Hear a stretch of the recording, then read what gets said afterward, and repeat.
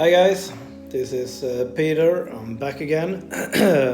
Today I'm going to talk about adoption. Though I am adopted myself, and I just came back. No, I'm not just came back. I came back 2.5 months ago from India, where I've been there with an organization trying to find anything about my roots. As you can hear, I'm from Sweden, and I have no intention to hide it.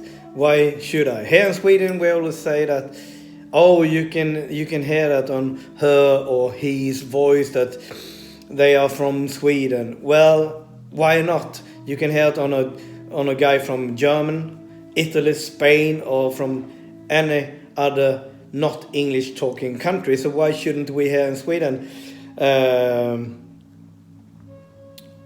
Let it be with that we have our Swedish dialect.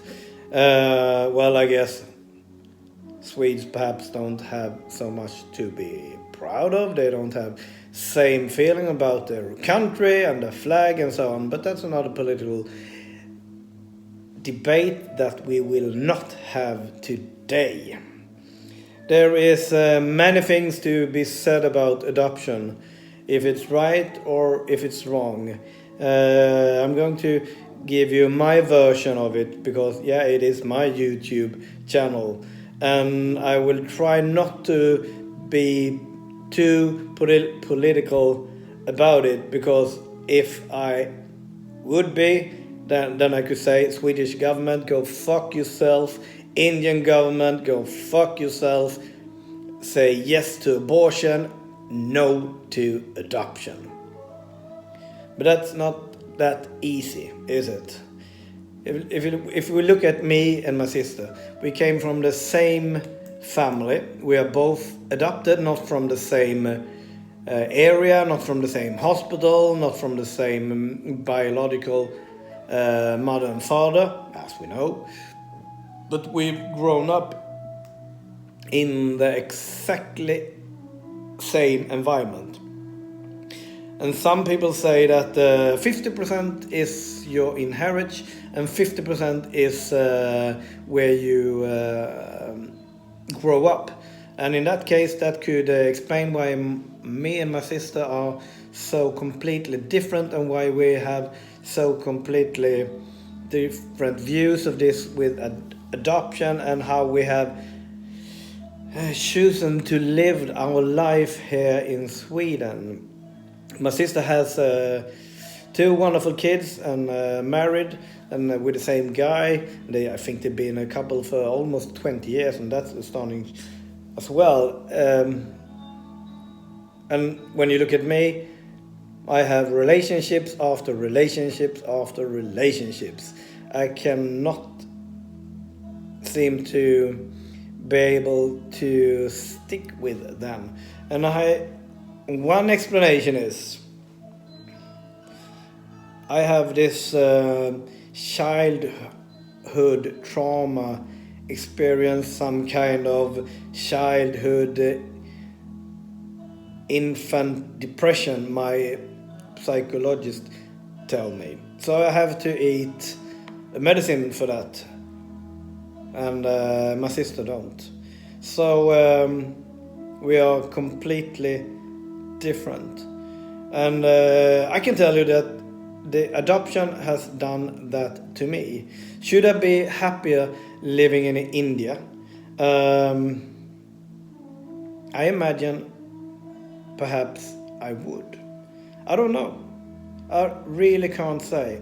When I was there now in late April, beginning of May, we were in those red light district where all the hookers are.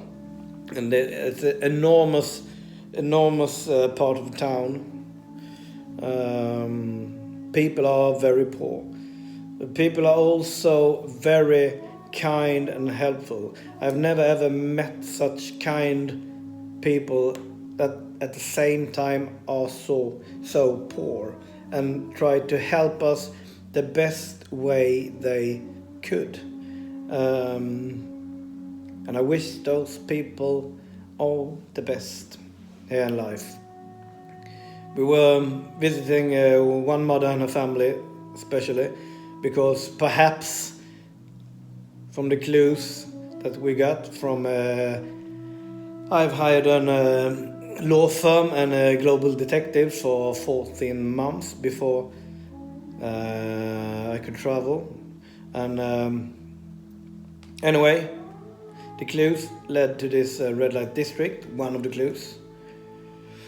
And we to this special family, and perhaps if there were any signs of any relatives, perhaps her husband should have been my cousin, but well, he's not. Anyway, they were living in those poor quarters, and she didn't have any. This mother, she didn't have any opportunity to go to school and get an education, but she decided for herself that her two sons, they should go to school. So today one of her sons is an engineer and the other one is a doctor. So you can succeed. It's not just in the land of opportunity, the state where you can succeed. You can succeed in India too. So, would I be happier to live there than here in Sweden? Hard to say. Very hard to say. But I would have... don't have to face this feeling inside me that I don't belong anywhere. I've always had that feeling here inside of me in Sweden. I don't belong here. I'm not white. Absolutely not, as you can see. And I have no whatsoever willing to be white either. First time I went to India was in Goa 5 years ago. I hoped that I could have some connections with the Indians there, but I did not. They could see that I'm from India. I look like them, but I don't talk like them. My body language is not like them. So there was no roots, nowhere that I could say this is really my home. Of course, Sweden is my home. I live here, but I don't feel at home. And this time when I was there with this organization, ACT, that stands for Against Child Trafficking, because many adoptions that we think are adoptions are at the same time child trafficking. We didn't find anything about me, and that's very strange. Not even on the hospital where they say I was born. I think I was not. My mother perhaps gave birth to me somewhere else, and then she left me there on the hospital, because every year they have a diary on every kid that is born on that hospital, and that is 10,000 kids every year. And I can tell you, the administration and the paperwork in India looks like nothing else, but they have everything written down. I can tell you, everything. They don't miss one single thing. But I couldn't find anything about me there. Even though that is said in my papers that I was born there. I was adopted from there. The lawyer who died 3 weeks before I went down, tells the Swedish government and my Swedish parents that I was born there. But why should you trust that guy? His name was Shanoy, Bertram Shanoy. He was convicted for child trafficking. Yeah, using us kids as merchandise. He died alone in Bangalore, I think. Not come out too bitter of it, but I think that's the proper punishment for him. Should you adopt or should you not? If you ask me, you should not. Before I went down to India, I've talked to a bunch of guys and girls here in Sweden who are adopted, and there are different opinions about adoptions and if there should be or not should be. In my opinion, and I'm just looking at my case, you should not be able to adopt. If you can get no kids, it's meant so by the nature. Adoption could be, but then in the same country. I could have been adopted to a family in India, but because I can tell you, if you think it's about money, there are money in India. The richest people in India, man, they could make a Swedish billionaire look like a guy who lives on the street. And for yourself, if you would die, would you like to adopt your kid to China or perhaps my country, India?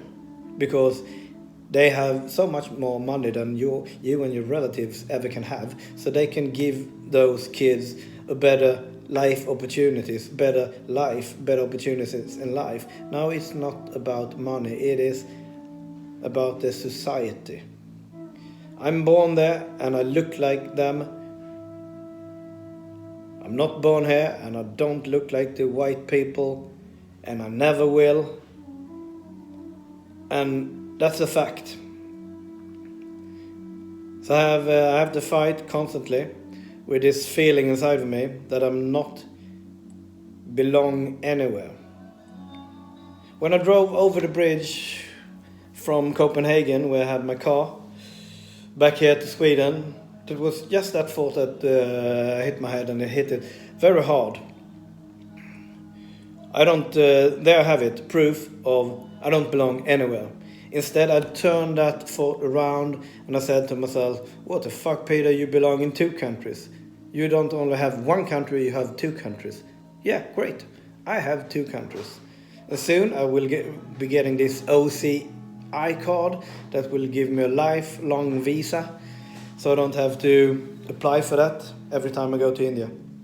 And with that visa, I could start my business there, I could work there, I could be able to own an apartment, a house, and so on. And that is one of my goals here in life, to move from Sweden to India, where it's much warmer. If not India, out from Sweden, where there is a warm climate, because this climate is not good for me. All you guys that know me know how much I hate this weather. Anyway, this journey that I did, when I was there, I felt very calm. The people I was there with, Anjali and Arun, has become dear friends of mine now. Working with Anjali is a top lawyer in India. And Arun is the head chef for this organization, and they are working with prostitute kids, child trafficking, and adoptees around the world. When I was with them, I felt very calm. Everything we did from early morning to late night was very calm. It wasn't before, I think it was 2 weeks when I got back home, I got this post-traumatic stress syndrome. What that meant for me was I had big difficulties in sleeping. I started drinking a lot. Hard focusing on my clients, on work. I lost my intuitive ability, but now I'm right back on track again. I'm talking to the higher forces, if you believe in that. My intuition is bigger and stronger than ever before. I have developed as a person, as a man, and I'm very grateful and thankful for that. But I still don't feel that I belong here. And should you adopt or should you not? If you ask me, you shouldn't. No fucking way you should. Even though you think you're doing a good thing. And I assume that is what white folks think when they adopt from other countries. But it isn't that easy. Many colored people who get adopted from China, India, Africa, Korea will get problems in life. We have the highest suicide rate, criminality, relationships where we fuck up a lot. Because we are searching for an identity that was stolen from us. Here in Sweden they don't even have any copy of my Indian passport. Not anywhere. I've looked for it on every Swedish authority. Luckily my Swedish dad had a copy. I didn't believe that it had, but he did. That's a good thing. Well, this is just part one of this thing about adoptions. I will be making new videos, more videos about this, and I hope you will follow me. If you haven't pressed that subscribe button, please do, and that bell notifications there, so you will get on notifications when my next video will be out. I wish you all the best and we'll talk soon. Bye.